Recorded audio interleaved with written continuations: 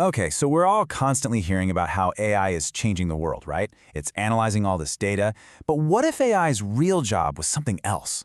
What if it started managing the data itself? That's the really powerful idea we're going to dig in today. We're talking AI, not just for analysis, but for the actual architecture. Yeah. If you've ever worked in data, this image probably gives you a little bit of anxiety. Am I right? It is just this total mess of interconnected tables, pipelines, systems.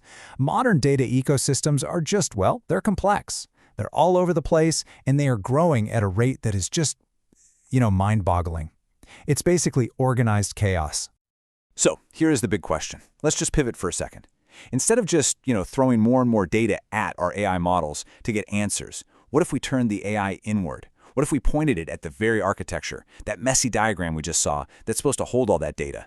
That is the core idea we're going to unpack here. Look, let's be honest. The old ways of managing data, they're just not cutting it anymore. They're cracking under the pressure. You've got this insane volume, this crazy variety, and the speed. The velocity of data today means that trying to manage it all by hand, it's not scalable. It's impossible. We absolutely need a smarter way to do this. And that brings us to this really fundamental shift in how we need to think about AI's role in the whole data world. It's a pivot. We're moving from using data for AI to using AI for data. Okay, let's break that down, because it sounds a little similar, but it's a huge difference. AI from data, that's the one we hear about all the time, right? Using these massive data sets to train large language models and all that. But AI for data, now that is the real game changer we're talking about today. This is all about turning that incredible intelligence back onto the data systems themselves. So what does that actually mean? Well, essentially, AI for data is about letting AI do all the tedious grunt work. Think about data integration, all that data cleansing, cataloging everything, even the really important stuff like governance and security. It's all about building smarter, more intelligent data pipelines right from the very beginning. Okay, so what does this actually look like in the real world? Let's get into some concrete examples. I want you to imagine an AI that isn't just an analyst, but it's like your new super efficient data architect, one that works 24/7 and never needs a coffee break. Okay, check this out. On the left, you've got this messy, raw customer data, right? A mix of names, emails, dates, the usual stuff. Now look at the right. The AI has instantly scanned all of it and flagged a ton of problems. We're talking missing email addresses, duplicate IDs, totally inconsistent formatting. It even caught a future date in the date of birth column. And the crazy part? It does all this in seconds. Oh, but it gets even better. Because here, the AI isn't just cleaning the data, it's actually understanding it. It's smart enough to automatically classify the data, pointing out personally identifiable information, PII. It even suggests the right compliance tags for things like GDPR in Europe or CCPA in California. I mean, that's huge for keeping data safe and legal. And this is where things get really, really powerful. What you're seeing here is something called schema matching. The AI is literally connecting the dots between totally different data systems. It just knows that customer ID in one system is the same thing as client ID in another. It figures out that first name and last name should probably be combined to create a full name. This is the kind of mind-numbing, tedious work that used to take data engineers weeks, and now, poof, it happens automatically. All right, I know this all sounds incredible, almost too good to be true. And we do need to pump the brakes for a second and be realistic, because with any automation this powerful, there are always risks. You can't just hand over the keys to the kingdom and walk away. This has to be about building systems with responsibility baked right in from the very start. Specifically, there are 3 big risks we really have to keep our eyes on. First is bias. This is where the AI learns from our own flawed historical data and just ends up repeating our past mistakes. Second, you have hallucination. This is when a generative AI just makes stuff up.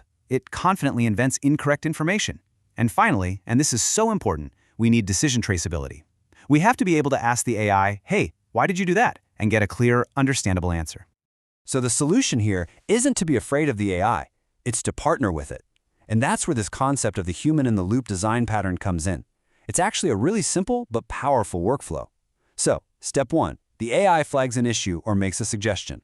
Step 2, a human expert, a real person, reviews that suggestion using their own context and judgment. And then step 3, the human confirms the decision. And the cool part is, That confirmation helps train the AI to get even smarter next time. And let's be absolutely crystal clear on this point. The goal here is not to replace people. It's not about removing humans from the equation. It's about augmenting them. We want to combine the incredible speed and efficiency of the machine with the wisdom, the gut feeling, the contextual awareness that only a human expert has. It's the ultimate hybrid workflow. Okay, so with those important safeguards in mind, let's look to the future. Where is all this technology actually going? What's next? Well, the future is, in a word, autonomous. We're talking about data platforms that are self-configuring. They adapt automatically when a data source changes. They're self-optimizing, constantly tuning their own queries to run faster. They're self-healing. If a pipeline breaks, they detect it and just reroute the data on their own. And they're self-governing, finding sensitive data and applying the right security rules, all without a person having to click a button. This really represents a massive shift in mindset. Think about it. For years, we've been manually building these rigid data pipelines, right? It's like laying down fixed plumbing. Now, we're moving to what you could call an intent-centric world. The best analogy is your GPS. You don't tell it, turn left, then right, then go 3 blocks. You just say, I want to get to the airport. And it figures out the best route, even avoiding traffic in real time. You just state your business goal, and the AI architecture figures out how to get it done. And of course, this completely changes the role for us humans. The data architect of the future isn't going to be down in the weeds, building pipelines brick by brick. No, they're going to be more like an orchestrator or a conductor. They'll be the ones designing, training, and overseeing a whole fleet of intelligent AI agents that are doing all the heavy lifting. So I want to leave you with this final and I think pretty powerful thought. We are right on the verge of a future where AI isn't just a feature, or some tool that you use with your data platform. No, AI is on the path to becoming the data platform itself, an intelligent, conversational, autonomous foundation for how we manage all of our data. And I guess the only question left is, are we ready to start building it?